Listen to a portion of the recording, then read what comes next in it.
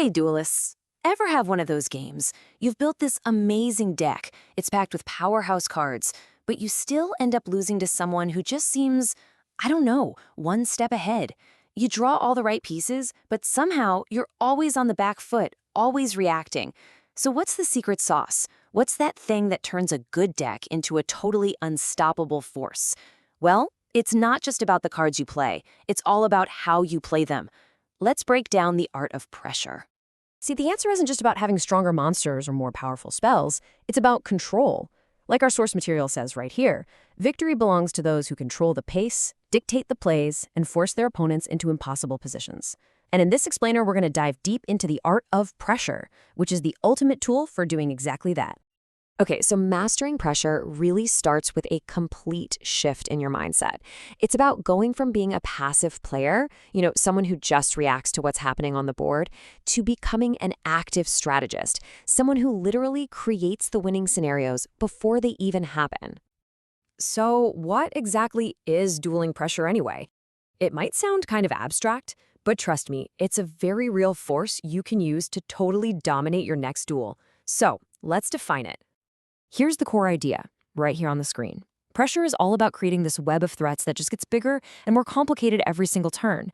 Your goal? To force your opponent into a state where all they can do is react to you. A state where every single choice they make is basically a losing proposition. According to our source, it should feel like they're drowning, just unable to deal with everything you're throwing at them all at once. And this breaks down into these three pillars that make it all happen. First up, you need a constant threat, a board presence that is so scary it demands an immediate answer. Second, you have to be forcing reactions. You want them responding to you, not the other way around. And third, you've got to use multi-role tools. We're talking about cards that can attack, defend, and set up your combos all at the same time. And the most classic, purest example of this has to be the beatdown strategy. This is pressure in its most raw, direct form. Summon huge monsters with high attack points and just start swinging for the fences. This kind of unrelenting aggression establishes dominance super early and forces your opponent to burn through their resources just to survive those first few turns. All right, so now that we get the concept, let's arm you with the actual tactical techniques to apply it. These are the advanced tools you absolutely need in your arsenal.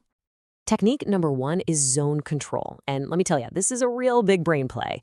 It's not just about what your opponent can play, but where they're allowed to play it.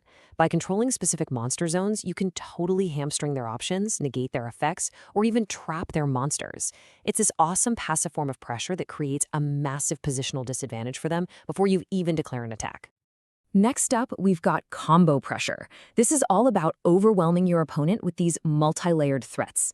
How do you do it? By chaining a bunch of card effects together, using synergistic plays where your cards just make each other stronger and stronger.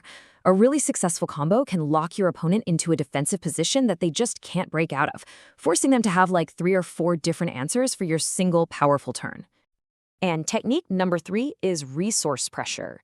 Now, what's really cool about this is that it shows you can attack so much more than just life points.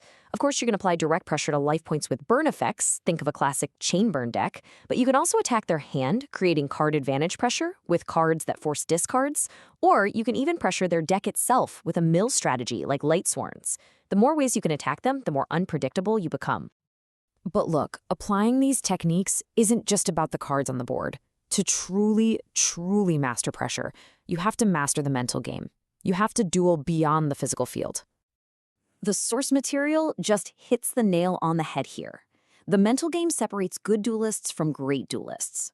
Just like a game of chess, Yu-Gi-Oh is a game of psychology. It's about trying to anticipate your opponent's moves, reading their intentions, and even manipulating their expectations to give yourself an advantage.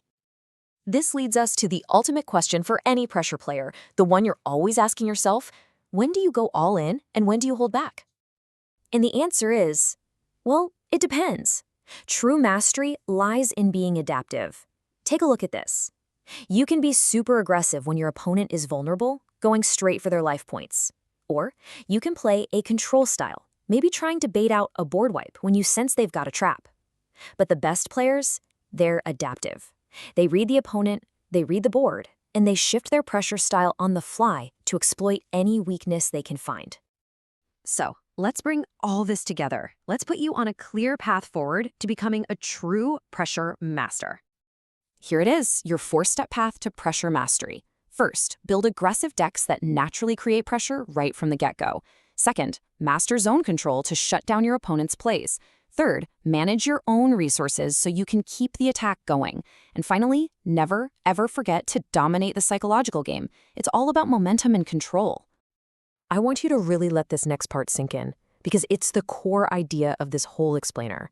Pressure isn't just a strategy, it's a philosophy of domination. It's about seizing control and making the duel yours from turn 1.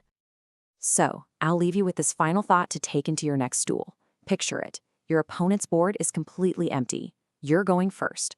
What's your first pressure play?